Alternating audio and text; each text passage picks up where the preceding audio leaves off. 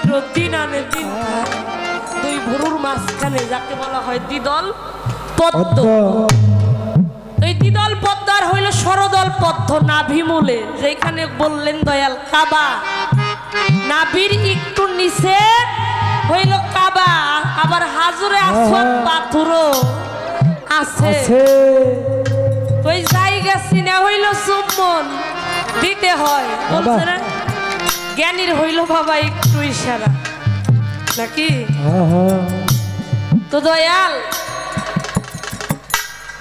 এই চতুর্থ দল পদ্মে দুইটা নাগিনী বাস করে। দরবেশজি লালন সাহেজি বলছে কবে হবে দেহের নাগিনী বশ, সাত বকত অমৃত রস। লালন সিরাজ সাই কয় বিষেতে না শরীরে লালন। এই যে দুইটা নাগিনীর মুখ হইল নিম্নমুখী নিম্নগামী হইয়া আছে, ইহাকে ঊর্ধ্বমুখী করার জন্য কিছু সাধ্য সাধনা কিছু মন্ত্র এখানে আছে। এই নাগিনীর মুখ ঊর্ধ্বমুখী, যারা সাধক তারা সাধ্য সাধনার বলে উহাকে ঊর্ধ্বগামী করে ফেলেছে। ওই যে তাদের আর নিম্নগামী অর্থাৎ ঝরার মরার কোনো ভয় থাকে না। ওই নাগিনীকে কিভাবে ঊর্ধ্বগামী করা যায় বলবেন যে চক্র কুম্ভক। যে আমার বাবা একটা কথা কইল, দুই নাকের দুই ফুরা, এটা নাকি ফকিরের গুড়া। আইসে বাজান তাই যদি হয়, ওই যে আপনার বাপে বাউল সম্রাট রশি সরকার তার এক ভক্ত ছিল না, বাতাস দেখে না গেল কি বাবা এখনো নাকি বাতাস দেখে লাস্টে যায় দেখে তো একবারে মানে শেষ একবারে পরে তো দয়া গেছে যায় কইতেছে কিরে তোর বাতাসের খবর কি? কই বাজান বাতাস তো ভালোই ছিল পিছন থেকে। তো দয়াল বাতাস দেখে যায় এত লাভ নাই, যদি পিছন থেকে আক্রমণ করে কি বাবা কথাটা একটু খেয়াল করবেন, এগুলো কিন্তু লক্ষ্য করার ব্যাপার। ওই যে তিস্তা ব্রিজ আমরা অনেকেই গেছি, যেটা বর্ডার থেকে বাংলাদেশে পানি আসে, ওইখানে নিচে কিন্তু অনেকগুলো ফ্যান সেট করা আছে, অর্থাৎ অনেকগুলো ফ্যান দিয়ে তো বাতাসই দেয় নাকি। তাও কিন্তু ওই পানি যেই পানি বর্ডার থেকে ছাড়ে ওই স্রোত কিন্তু তাতেও নিয়ন্ত্রণ হয় নাই। হয়েছে পানির স্রোতের ধার যদি একবার ছুটে যায় ওটা কি বাতাসে অর্থাৎ মেঘ আকাশে যদি পয়দা হয়ে যায় উহা কোনো জায়গায় কোনোভাবে বৃষ্টি হয়ে নামবই।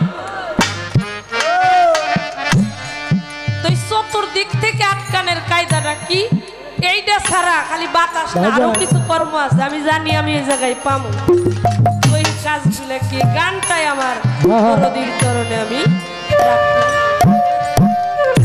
তো যেই কথাগুলো আমার কাছে বললেন দয়াল আমার কি গুরু সেবা, গুরু সেবাটা কি করে দিতে হয়? ওই তুমি একটু গুরু সেবা দিয়ে যাইবে, আমি গুরু সেবা চাই, আমি যেন সেবাটা আজকে নিয়ে যেতে পারি, দক্ষিণাটা চাই। সেবাই হইল প্রথম, শিষ্য সেবক দাস, সেবা পরিপূর্ণ হইলেই দাসে পরিণত হওয়া যায়। তাহলে সেবাটা তুমি কিভাবে দিবা বাজান? কোনো কিছু দয়ালের চরণে কি বুদ্ধি করে দেওয়া যায়? হ্যাঁ, কোনো কিছু কিন্তু বুদ্ধি করে দেওয়া যায় না।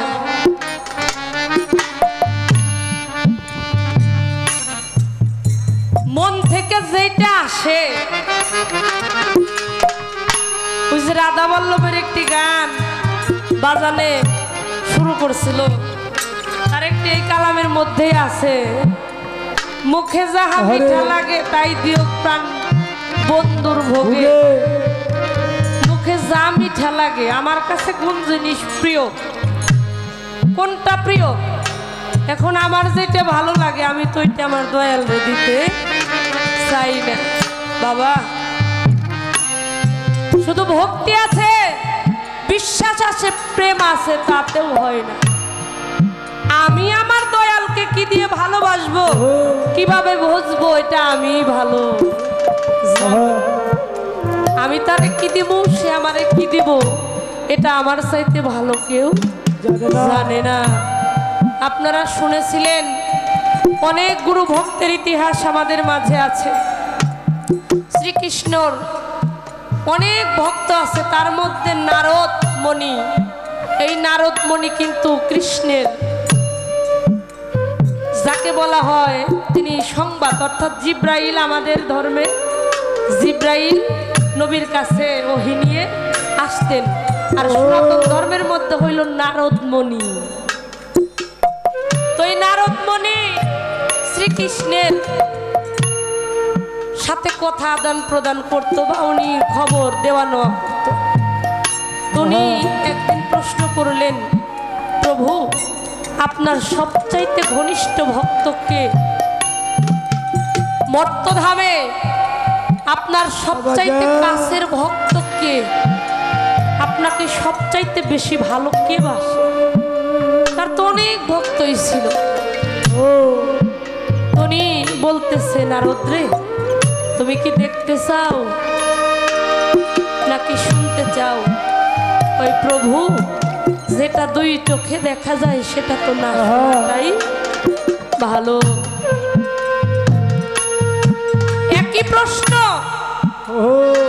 আরেকদিন নারদ মুনি কোন একটা ভাবের উদয়ে গিয়ে বলছিল, প্রভু আমি তোমাকে কি দিয়ে সেবা দিব? প্রভু ধরেন আমি একটা জায়গার মধ্যে আছি, এমন একটি জায়গার মধ্যে, তো আমি এমন একটি পরিস্থিতিতে আছি, আমি আপনার সেবাটা কি দিয়ে দিব? তখন শ্রীকৃষ্ণ বলছিল, নারদ, গুরুর চরণে নিবেদন করতে গেলে, ভক্তি নিবেদন করতে গেলে অন্তত পক্ষে একটা ফল গুরুর চরণে নিবেদন করতে হয়। কয় প্রভু ধরেন আমার আশেপাশে কাছে কোথায়ও কোনো ফল নাই, তাহলে আমি কি তোমার চরণে নিবেদন করব? কৃষ্ণ মহাপ্রভু বলতেছে, নারদ রে, তোমার কাছে যদি কোথায় কোনো ফল না থাকে, তাহলে অন্তত পক্ষে তুমি একটা ফুল তোমার প্রভুর চরণে নিবেদন করিও। নারদ মুনি বলে, দয়াল ধরেন আমার আশেপাশে কোথায় কোনো ফুলই নাই, তাহলে আমি কি তোমার চরণে নিবেদন করব? প্রভু বলতেছে, নারদ, যদি তোমার আশেপাশে কোথায় কোনো ফুলও না থাকে, অন্তত পক্ষে তুমি গাছের একটা পাতা তুমি নিয়ে প্রভুর চরণে দিও। নারদ বলতেছে, দয়াল দয়াময় প্রভু, ধরেন আমি এমন একটি জায়গার মধ্যে আছি, সেখানে কোনো নদী নালা গাছপালা ফল ফুল কিছুই নাই, তাহলে আমি কি তোমার চরণে রাখি? ভাই তাহলে তুমি অন্তত পক্ষে গঙ্গার একটু জল তোমার প্রভুর চরণে নিবেদন করি। নারদ বলতেছে, দয়াময় প্রভু, আমি এমন একটি পরিস্থিতি, ধরো আমার কাছে কোনো গঙ্গাও নাই, কোনো নদীও নাই, কোনো নালা খাল বিল, কোনো জলই আমার কাছে নাই, তাহলে আমি কি তোমার চরণে নিবেদন করব? নারদ মুনি বলতেছে, প্রভুর কাছে বিনয় করে প্রভু বলে, নারদ রে, তোমার পাশে যদি কোনো ফুল ফল কোনো কিছু নাই থাকে, ধরো কোনো কিছুই তোমার আশেপাশে নাই, ও নারদ, এমনই একটি গঙ্গা তোমার কাছে আছে, তুমি জানো না? এমনই একটি গঙ্গা তোমার দেহের মধ্যে আছে, যেই গঙ্গার পানি কখনো কোনো দিনও শুকায় না। ও নারদ, তোমার পাশে পাশে যদি কোথায় কোনো গঙ্গা না থাকে, অন্তত পক্ষে তোমার দুই নয়নের জল দিয়ে, দুই নয়নের বাড়ি দিয়ে তুমি তোমার প্রভুর চরণ ধৌত করে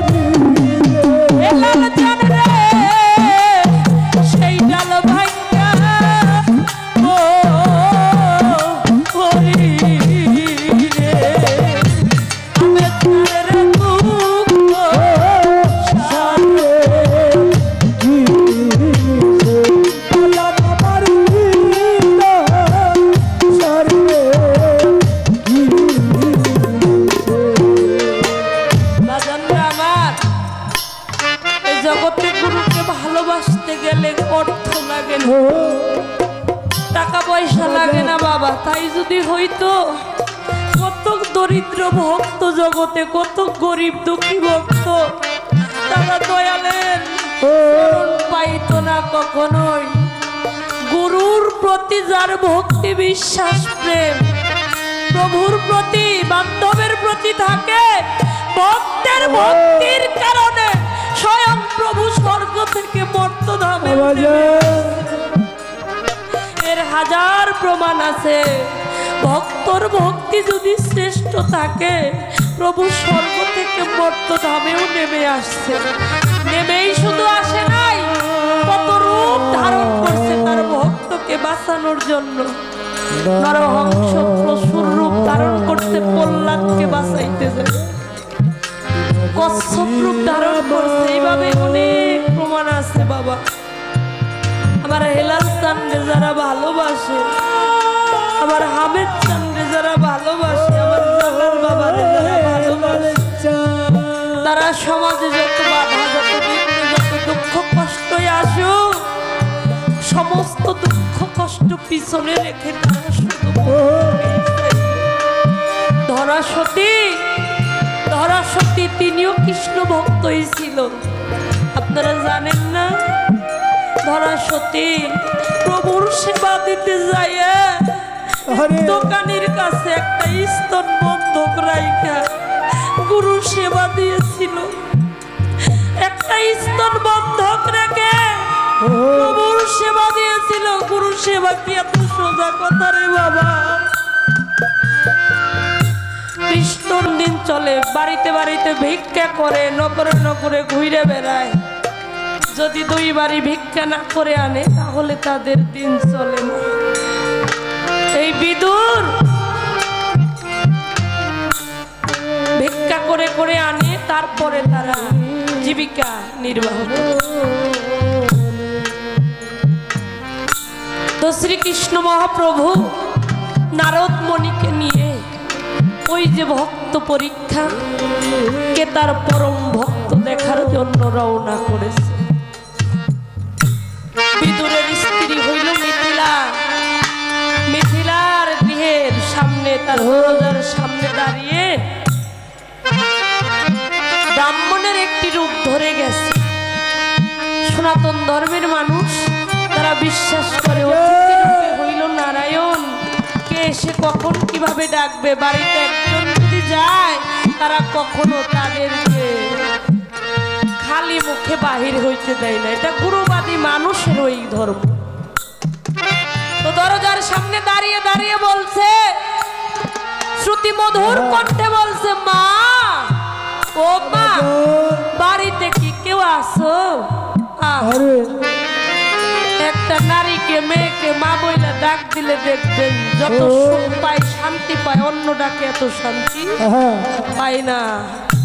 যখন মামা বলে ডেকেছে, বিদুরের স্ত্রী বাড়ি থেকে, ঘর থেকে দৌড়াইয়া বাহির হয়ে আসছে। হাই হাই রে, এত শ্রুতি মধুর কণ্ঠে কে আমাকে মামা বলে ডাকলো?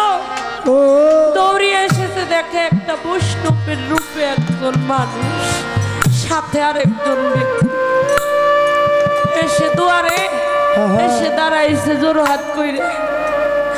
দাঁড়াইয়া বলতেছ, মা মা, আমি তো অনেকদিন করোনা হারি, আমি অনেকদিন যাবত কিছু খাই না, আমি যে খুব ক্ষুধার্ত, তুমি কি আমার এক মুষ্ঠ খাইতে দিতে পারো মা?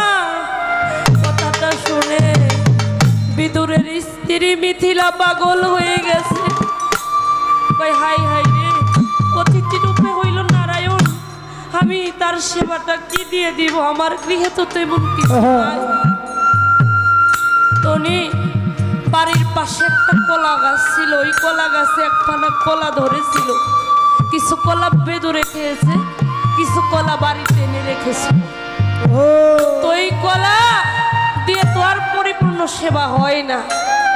তো মিথিলা চিন্তা করছে, শুধু কলা দিয়ে আমি কিভাবে সেবা দিব? তো হাড়ির ভিতরে হাত দিছে, দেখে কিছু চিরামুড়িও আছে। চিন্তা করে শুধু চিরামুড়ি কলা দিলে তো পরিপূর্ণ হয় না, একটু দুধ হইলে ভালো হইত। তো মিথিলা গলায় কাপড় নিয়ে জোর হাত করে বলতেছে, প্রভু আপনি আমাকে একটু সময় দেন, আমি আপনার সেবার আয়োজন করছি। উনি চলে গেছে পাশের গ্রামে, বাড়ির পাশে একটা গোয়ালা ছিল। তো পাশের গ্রামে যেয়ে সেই গোয়ালার কাছে গিয়ে বলতেছে, ভাই, ও ভাই গোয়ালা, আমার বাড়িতে একজন অতিথি আসছে, একজন বৈষ্ণব আসছে, আমি যে তাকে একটু সেবা দিব, আমার গৃহে তো তেমন কিছু নাই। ও ভাই, আমার স্বামী তো গ্রামে ঘুরতে গেছে, তো তুমি কি আমার 1 কেজি দুধ কর্য দিতে পারো, ধার দিতে পারো? গুরু সেবা দেখেন, গুরু সেবা কিভাবে দিতে হয়। বলতেছে, ভাই গোয়ালা, তুমি আমাকে 1 কেজি দুধ কর্য দাও, ধার দাও, আমার স্বামী কালকে আসলে আমি পরিশোধ করে দিব। তখন বলতেছে গোয়ালা, কই মিথিলা, আমি তোমাকে দুধ যে কর্য দিব, ধার দিব, তুমি যদি পরিশোধ না করো, কই ঠিক আছে, আমাদের মধ্যে একটা চুক্তি হোক। কই কি চুক্তি? কই আমি দুধ দিতে পারি, কিন্তু একটি শর্ত আছে। কি শর্ত? কই আগামীকাল যে রাত্রটা আসবে, ওই রাত্রটা তুমি আমার গৃহে আমার সাথে শয়ন করবে। যদি করো তাহলে এর বিনিময়ে 1 কেজি দুধ আমি তোমারে দিতে পারি। কি করবে? ওই যে সেবা দিবে। উনি বলতেছে জোরহাট করে, ও ভাই গোয়ালা, দাও, তুমি তাই দাও, আমি কালকের রাত্রটা আমার স্বামীর অনুমতি নিয়ে আইসি আমি তোমার নিয়ে থাকবো। বাড়িতে চলে গেছে 1 কেজি দুধ নিয়ে, কিছু চিরামুড়ি, কিছু কলা ছিল দিয়ে, গলায় একটা কাপড় নিয়ে জোরহাট করে বৈষ্ণবের সেবা দিতে পড়ে গেছে। বৈষ্ণব সেবা হয়ে গেছে, উনি তো চলে গেছে। যখন তার স্বামী বাড়িতে আসছে, বিদুর ওই যে বাড়িতে বাড়িতে ঘুরে যখন আসছে, আসার পরে ওই যে গোয়ালার কাছে প্রতিজ্ঞাবদ্ধ, স্বামীর কাছে ডাইকা বলতেছে, স্বামী, তুমি কি জানো আমি তোমার অনুমতি ছাড়া আমি একটা কাজ করে ফেলছি। কয় কি কাজ করছো? কয় গতকালকে আমার বাড়িতে একজন ব্রাহ্মণ আসছিল, আমি যে তার সেবা দিতে যাই, আমি পাশের বাড়ির গোয়ালার কাছ থেকে 1 কেজি দুধ আনছি। 1 কেজি দুধ আনছি, তার বিনিময়ে গোয়ালা আমাকে বলেছে একটা রাত্র আমার তার গৃহে যায় তার সাথে থাকো। বাবারে, ধর্ম করতে গেলে ভালো একজন সহধর্মিনী লাগে, শুধু তাই না, ভালো একজন স্বামীও লাগে। বিদুর বলতেছে, মিথিলা, কও কি তুমি?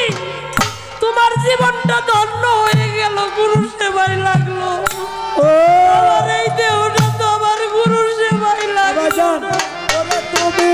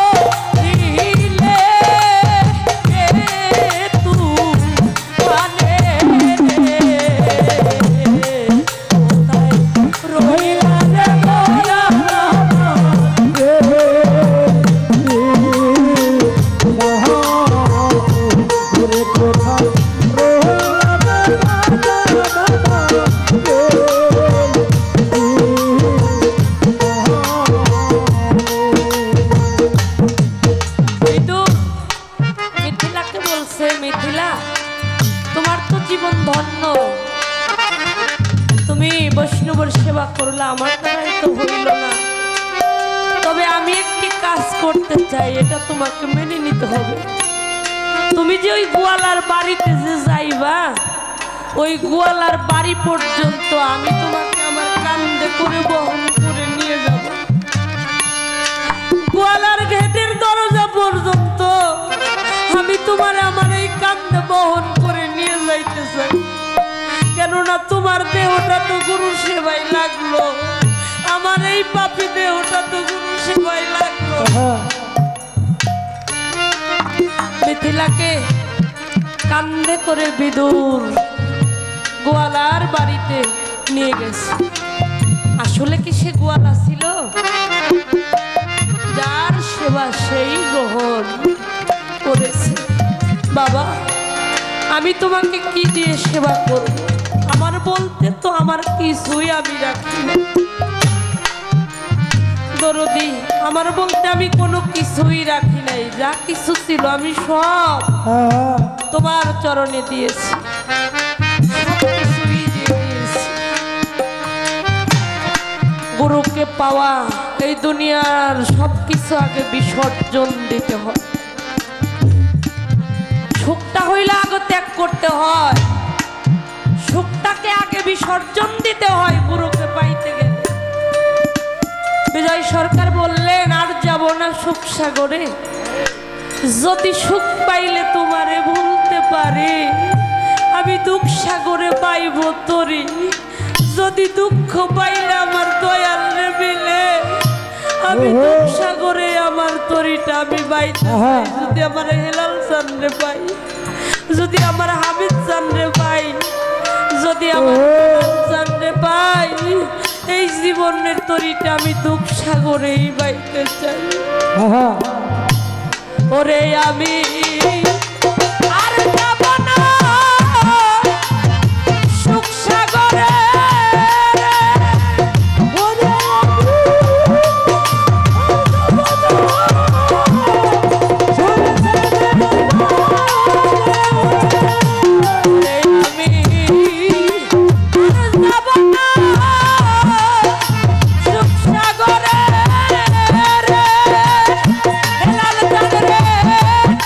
সুখ